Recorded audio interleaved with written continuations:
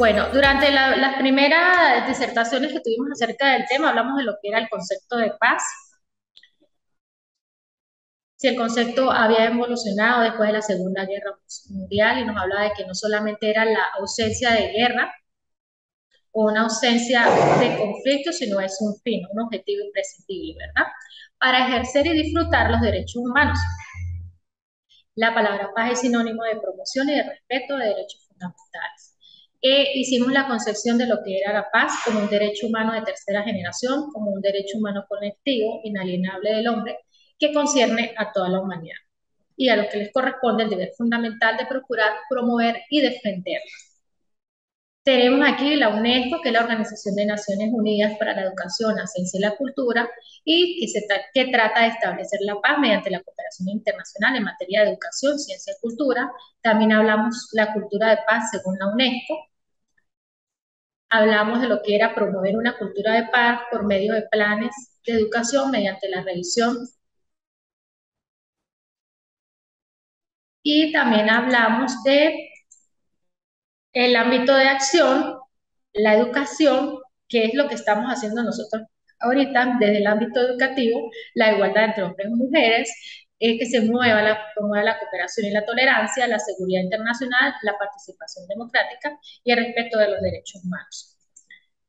Hablamos acerca de lo que era la cultura de paz basada en los principios enunciados en la Carta de Naciones Unidas y si la educación era la solución para las actividades o era la punta de lanza de las organizaciones que se elabora a través de planes, programas y proyectos que van dirigidos directamente a lo que es la consolidación de la paz.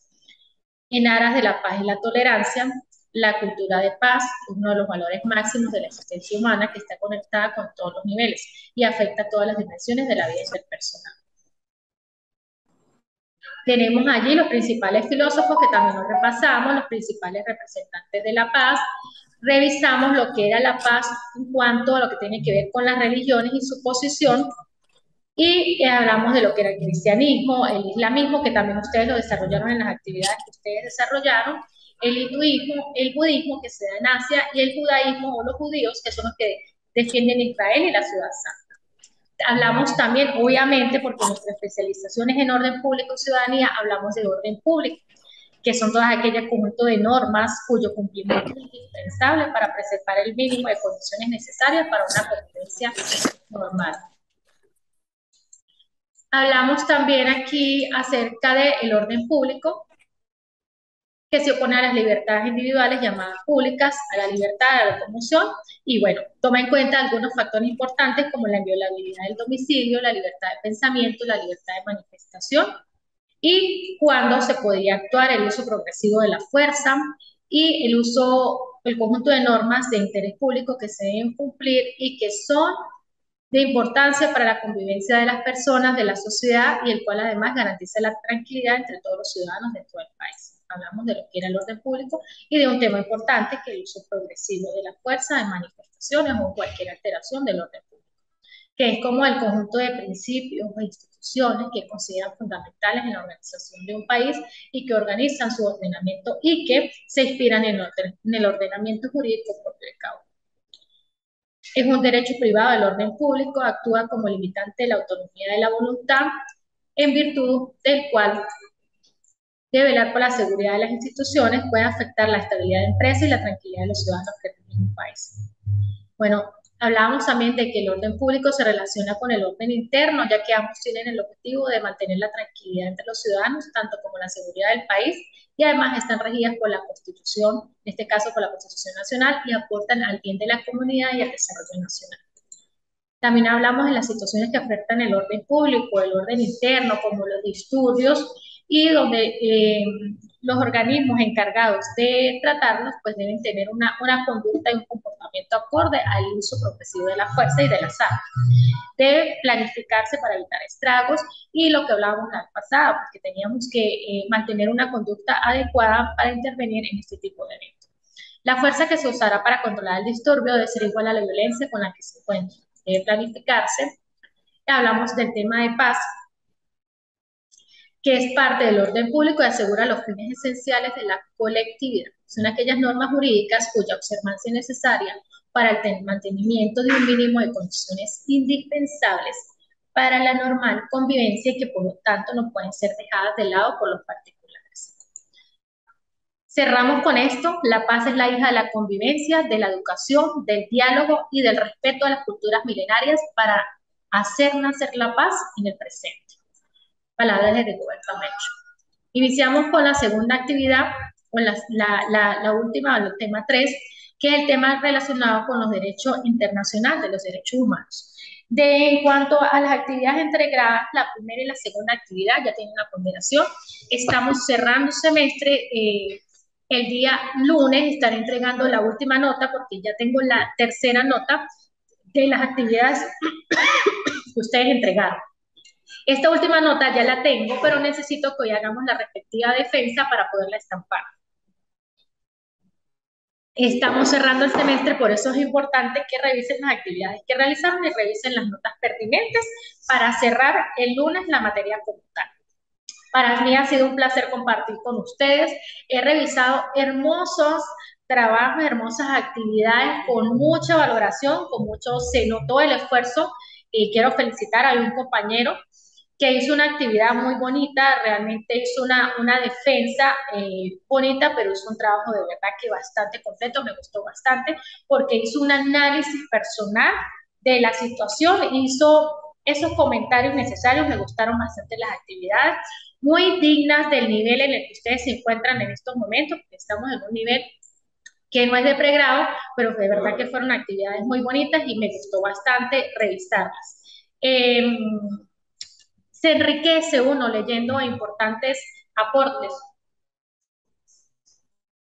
a este tema tan bonito como es el tema de paz. Voy a evaluar la conexión a las clases. Veo que los compañeros estuvieron conectados la semana pasada, están conectados nuevamente. Felicitaciones, independientemente de la actividad laboral en la que nos desempeñamos, pues estamos conectados por aquí, por esta área, porque pues somos responsables y bueno, estamos haciendo parte de lo que es el proceso educativo a través de esta metodología que es virtual. Podemos hablar de lo que es el derecho internacional de los derechos humanos y que es un punto que quiero tocar, que es el conjunto de normas internacionales que reafirman el derecho y la dignidad de todos los seres humanos, mujeres, hombres y niños sin distinción. Entonces, ese derecho internacional de los derechos humanos es todo ese conjunto de normas internacionales que afirman los derechos y la dignidad, todos esos derechos consagrados en tan importantes protocolos y tratados internacionales. ¿Qué sería el derecho internacional y la paz? El derecho internacional humanitario, y quise tocar este tema porque estamos hablando del concepto de paz, es una parte del derecho que se encarga de resolver conflictos en materia de derecho internacional humanitario y se compone de una serie de normas que están reflejadas en los convenios de Ginebra del año 1949 y sus protocolos adicionales. El fin del derecho internacional humanitario es limitar el sufrimiento humano en tiempos de guerra.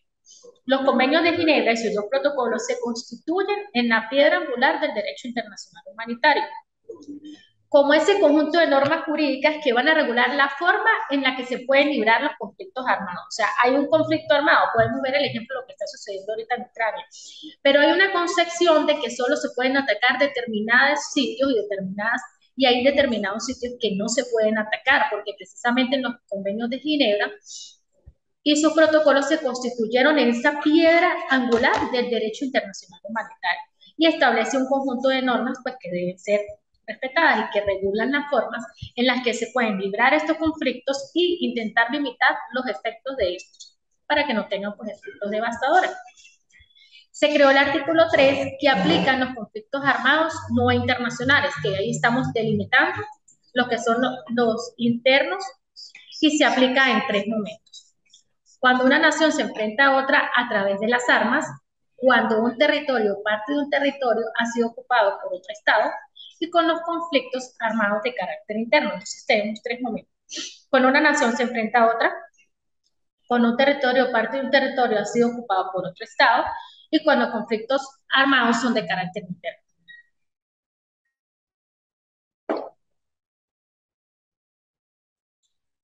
Protege a las personas que no participan en las hostilidades, como civiles, personal médico, miembros de organizaciones humanitarias, a los excombatientes que ya no hacen parte del conflicto y tiene unos principios. Tiene un principio de humanidad, que toda persona que no participa debe ser tratada humanamente sin discriminación. Y tiene el principio de proporcionalidad, que obviamente debe ser aplicado dentro de esa temática. Está prohibido atacar elementos no militares y los daños que se causen no deben ser excesivos. Tenemos el principio de distinción en caso de que exista duda del carácter militar o civil del objetivo que va a ser atacado, debe prevalecer la presunción de que es de carácter civil. Y el principio de necesidad militar. El motivo de la guerra. ¿Cuál es el motivo? Debe ser lícito, debe procurarse siempre las reglas y costumbres de la guerra, la protección al medio ambiente y debe garantizarse el respeto. O sea, así exista en todo conflicto armado, deben prevalecer unos principios de proporcionalidad, de distinción, de necesidad, de humanidad y de principio de proporcionalidad. Tenemos allí los principios o los elementos de lo que es eh, el carácter del derecho internacional. Que tiene lugar en el territorio de dos o más estados. Puede ser que se aplique la ocupación total o parcial del territorio de un estado y se caracteriza como conflictos armados internacionales. Conflicto armado de carácter internacional. Tiene lugar en el territorio de dos o más estados y aplican la ocupación total o parcial del territorio de un estado. Se caracteriza como conflictos armados internacionales de la lucha de los pueblos contra otra, la dominación colonial, la ocupación extranjera o regímenes racistas en el ejercicio de su derecho a la libre determinación. Entonces son de carácter internacional porque se da entre dos países o dos estados diferentes o más de dos países. Debemos tener presentes los elementos para que exista un conflicto armado de carácter internacional para identificar. El conflicto armado de carácter no internacional se desarrolla en el territorio de un Estado parte entre las fuerzas de un Estado y las fuerzas disidentes de grupos armados organizados. En el territorio de un Estado, o sea, dentro de un Estado, nación o parte entre las fuerzas de un Estado y las fuerzas disidentes o grupos armados organizados. Los grupos deben contar con un mando responsable y deben ejercer control en un territorio que les permita realizar operaciones conjuntas. Tenemos los conflictos armados de carácter no internacional. Bueno, tenemos algunos ejemplos en el vecino país que hay conflictos armados de carácter no internacional, sino que son internos entre diferentes grupos que pues tienen una ideología o un pensamiento o que bueno, luchan por una única situación o una solución para un respectivo. Eso sería un carácter no internacional y que obviamente pues tiene sus ojos puestos la Corte de Derechos Humanos, tiene sus ojos puestos la Corte Penal Internacional para ver cómo han sido o cómo son juzgados esos conflictos armados de carácter no internacional, cómo se juzgan. En Colombia vimos la Jurisdicción Especial por la Paz y vemos que se está escuchando a las víctimas y pues se está tratando de resarcir por los daños causados por ese conflicto armado de carácter interno, que no son de carácter internacional. Tenemos el derecho internacional humanitario como el conjunto de normas que sirven para limitar los medios y los métodos de guerra, para proteger a la población y a los combatientes que dejan de participar en las hostilidades. Protege a la población civil, a los combatientes que ya no están participando y que ya dejan de participar en la hostilidad. Y aplica siempre en tiempos de guerra. O sea, ese derecho se activa en tiempos de guerra. Lo entendemos, derecho internacional de derecho es un conjunto de normas que propende el desarrollo integral de todas las personas. Aplica siempre en tiempos de paz y tiempos de guerra. Entonces tenemos la diferencia. El derecho internacional humanitario aplica siempre en tiempos de guerra y el otro aplica en tiempos de paz y en tiempos de guerra.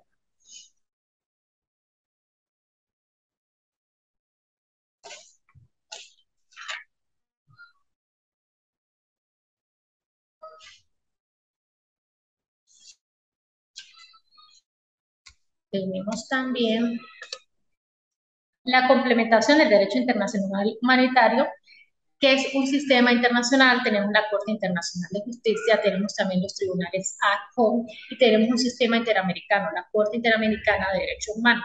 Recordemos que la Corte juzga unos tipos de crímenes entre, eh, entre naciones, ¿sí? Situaciones que se presentan entre una nación, en la Corte Internacional de Derechos Humanos, y tenemos la Corte Penal Internacional, que juzga individuos. La Corte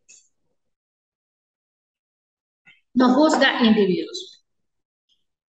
Ahorita se está haciendo un informe, o la Corte Internacional de la Corte Penal Internacional está haciendo un informe de la situación de lo que es Colombia como tal, acerca de cómo se ha llevado el conflicto. Recuerden que la Corte Penal Internacional no solamente lleva el proceso, sino ellos primero revisan que internamente el Estado esté haciendo la, la intervención legal y jurídica de cada una de las personas que participan en el conflicto. En Colombia, pues vimos cómo se está jugando, cómo se está haciendo una jurisdicción especial por la paz, precisamente para juzgar por los crímenes que se han cometido durante todos los enfrentamientos, durante todo este tiempo que han estado en conflicto. La Corte vela porque se cumplan los postulados para juzgar a las personas que están allí. Actúa cuando el Estado no da respuesta jurídica a las situaciones infringidas. Es allí cuando entra a juzgar la Corte Penal Internacional. Cuando ve que hay una violación de derechos humanos y que el Estado como tal, nación, no ha dado respuesta a esa situación infringida. Tenemos el caso de Venezuela, que también está en evaluación, también se está evaluando lo que es el comportamiento de las situaciones presentadas dentro del país. Y pues sabemos, o lo que aparece en la página de la Corte Penal Internacional, es que la mayoría de los países que han sido, de las personas que han sido juzgados, han sido personas de países de África, no son países de Sudamérica, ninguno de los países de Sudamérica, y pues algunos países que no han firmado los tractos o los pactos, los tratados internacionales, y que tenemos un fiscal de Corte Penal Internacional. Ellos no tienen, ellos se apoyan de los organismos de seguridad de cada estado. Por lo menos si se pide que una persona como tal, que haya sido presidente de una persona en particular, debe ser arrestado, ellos emiten un comunicado al Estado-Nación para que coopere, para que esa persona pueda ser presentada en esa Corte Penal Internacional. Y la diferencia que hay entre la Corte Interamericana de Derechos Humanos para el sistema interamericano, que vela porque se cumplan los derechos humanos o se respeten los derechos humanos de las personas. El tema de derechos humanos es un tema que está muy de moda, que vemos que está como en boga en estos momentos. Y tenemos lo que son los protocolos. Dentro de ese derecho internacional humanitario tenemos lo que son los protocolos. Los protocolos adicionales dieron un paso importante en la incorporación de la aplicación de los derechos humanos en el ámbito de los conflictos armados. El artículo 72 del protocolo adicional nos habla expresamente que las normas previstas en un apartado citado del instrumento deben entenderse como complementarias, y las demás normas aplicables de derecho internacional referentes a la protección de los derechos humanos durante los conflictos armados de carácter internacional. Tiene el artículo 72 que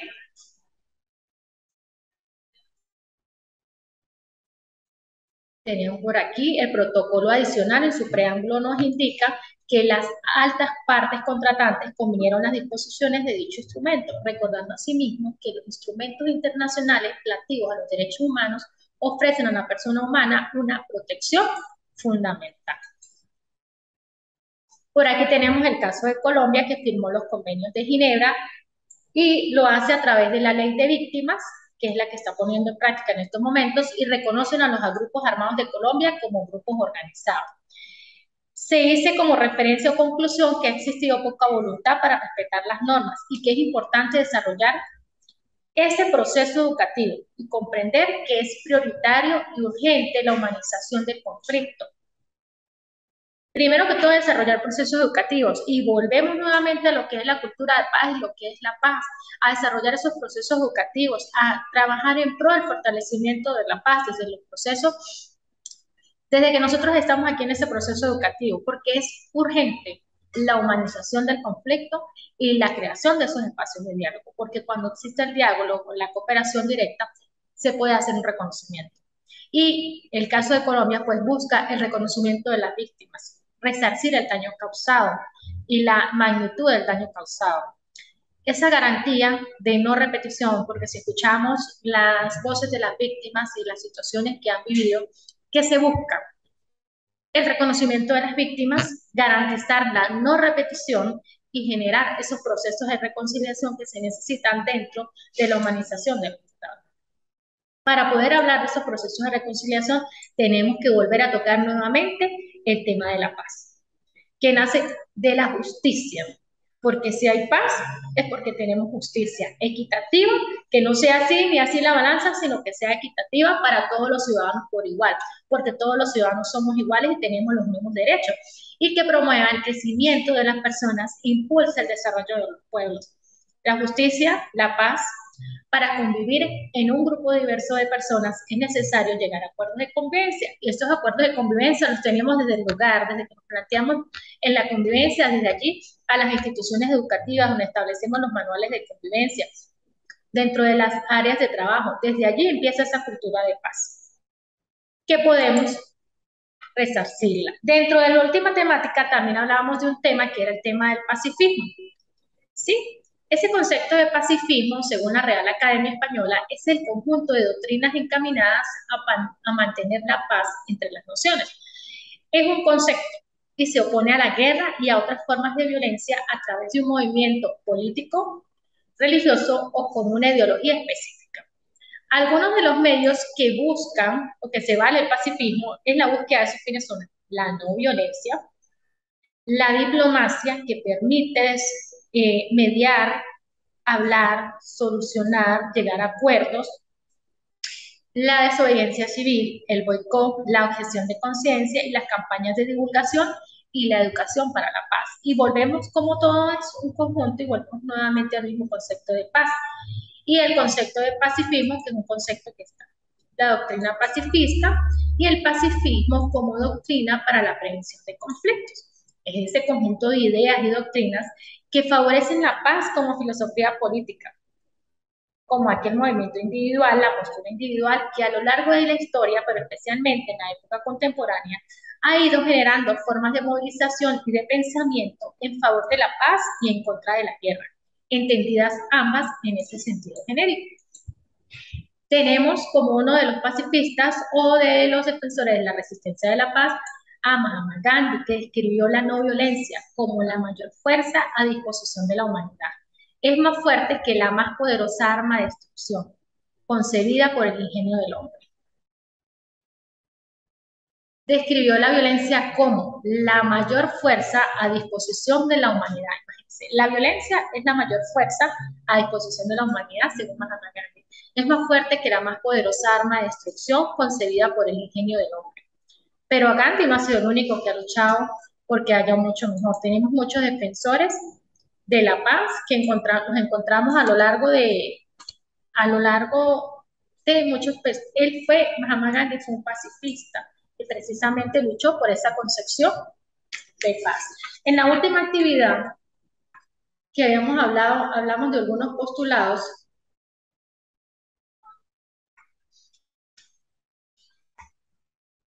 y algunos conceptos que estaban en la última parte del plan de evaluación. La primera actividad que hicimos fue el trabajo escrito, la segunda actividad que desarrollamos se basó en un video de exposición y la tercera actividad era una actividad de producción intelectual individual donde tenían que hablar de la paz, la definición y las características, la paz como valor universal causante de bienestar y la influencia de la irenología.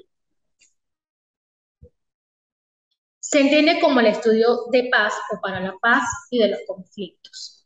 Son denominación una disciplina académica que parte de las ciencias políticas y la sociología que se ocupa del estudio multifactorial de los conflictos internacionales. Entonces, la irenología se encarga del estudio de los conflictos internacionales y de las amenazas a la paz, incluyendo factores políticos, económicos, ecológicos, culturales, antropológicos, psicológicos, demográficos, entre otros. Estamos pues a poco tiempo de que termine la actividad.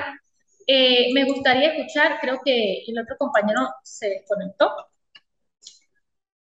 Tenemos como última parte la defensa la defensa de la última actividad, del análisis.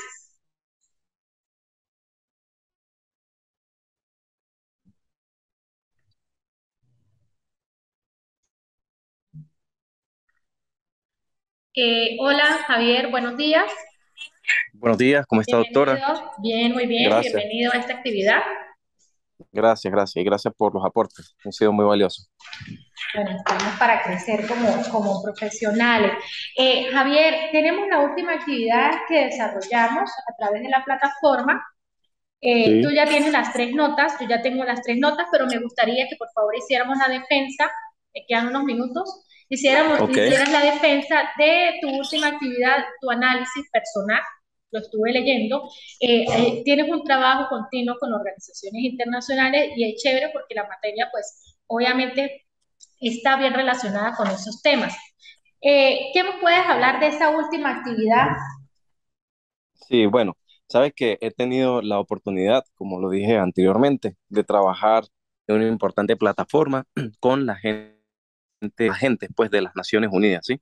Sabes que Ujú, ellos, por una parte, manejan algunas agencias como lo son UNICEF, ACNUR, OIM, OSHA, entre otras. ujú, Y a su vez ellos alimentan, digamos, los trabajos operativos con los diferentes clústeres, llámese agua, salud, higiene y demás, con otras ONGs que hacen ujú, vida en el país o en el estado específicamente. Eh, Pudimos estrechar pues esos lazos de principio con el tema del combate con el COVID-19. Sabes que en algún momento activamos algunos PASI en el estado Táchira, pudimos trabajar para, digamos, hacer un poco más ligero el peso de los connacionales que llegaban al territorio venezolano y requerían en su momento la atención integral, ¿no? Ya ujú. sea por el tema de salud, alimentación, hospedaje y demás, y pudimos adecuarnos. Bueno, como usted conoce, nadie se prepara por una pandemia. Eso nos agarró así como a todos, pues, de una manera muy difícil, pero pudimos salir y paliar la situación con estas agencias que, pues bueno, hacen el cumplimiento de verdad lo que es el mandato humanitario, ¿no? Y poco a poco como que me fui enamorando de ese tema a tal punto de, bueno, ir estudiándolo, preparándome con ellos y pudimos hacer unas alianzas más importantes. Hoy día tengo la oportunidad de seguir pues en esa responsabilidad ya como comisionado, ¿no? Una figura que generó por allí el Estado como tal, y eso sirve no tan solo para el tema del COVID-19, que todavía está, pero digamos que ha bajado la situación, sino que ha servido también como para las articulaciones en las diferentes actividades que llevamos hoy día.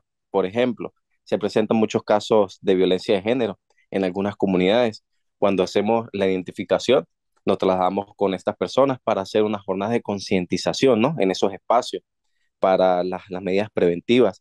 En algunos casos conocemos que son cosas irremediables y de una vez estamos accionando tal vez directamente con organismos públicos, ¿no?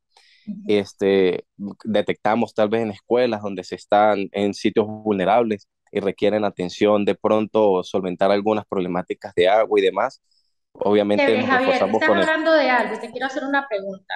¿Ok? ¿Para ti hay algún concepto fijo de esa cultura de paz? Sí, claro. La cultura de paz, pues ¿O está en específicamente, construcción? ¿Es un concepto construido o está en construcción? yo creo que la cultura de paz está ya como construido, ¿no? Y creo que va específicamente en eso, de formar a las personas para tener esos tratados de paz que son necesarios para vivir en armonía, para tal vez garantizar los derechos del semejante también, así como el de uno mismo.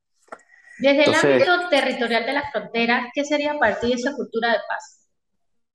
la cultura de paz en el ámbito de la frontera, bueno, considero yo. Hablamos desde el punto específico donde nos encontramos, por supuesto. Tal vez la misma opinión no nos lo va a dar una persona que esté desde otro ámbito geográfico, pero ¿qué sería para ti esa cultura de paz?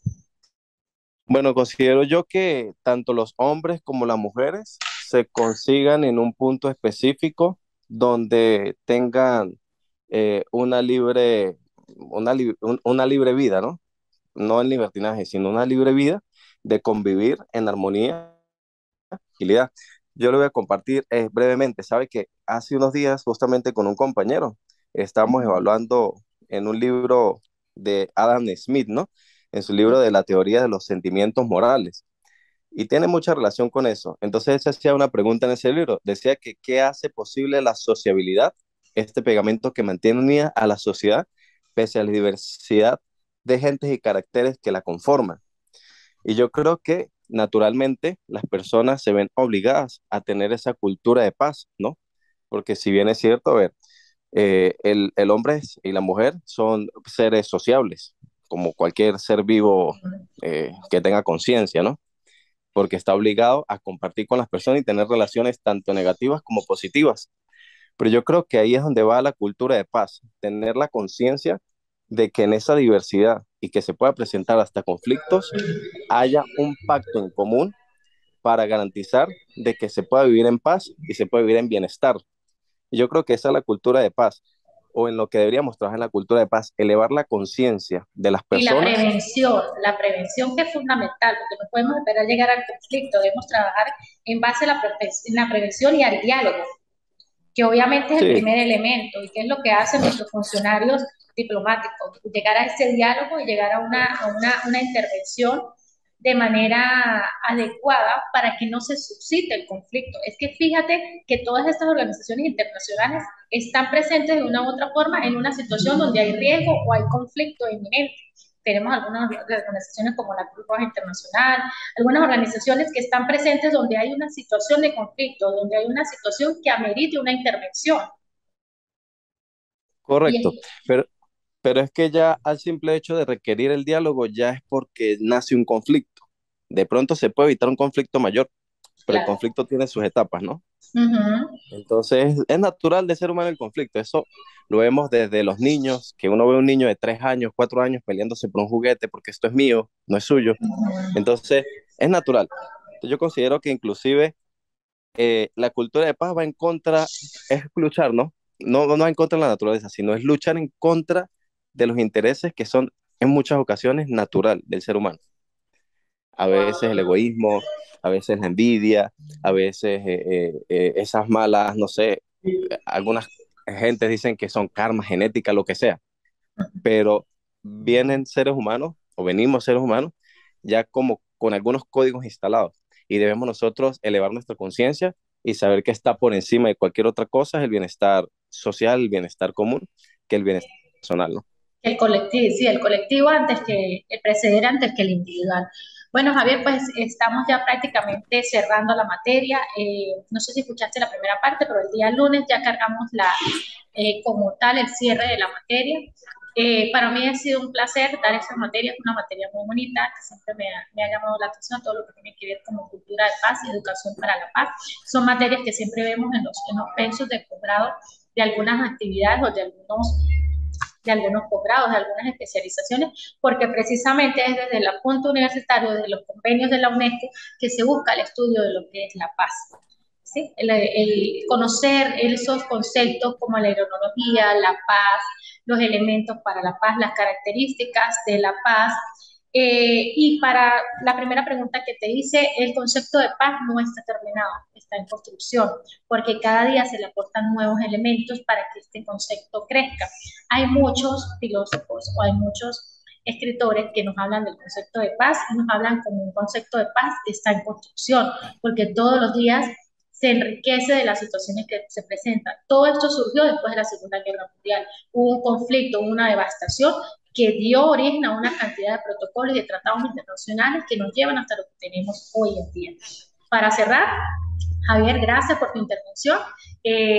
Voy a cerrar con este pequeño mensaje que me gustó y pues un poquito, pero bueno, es cierto.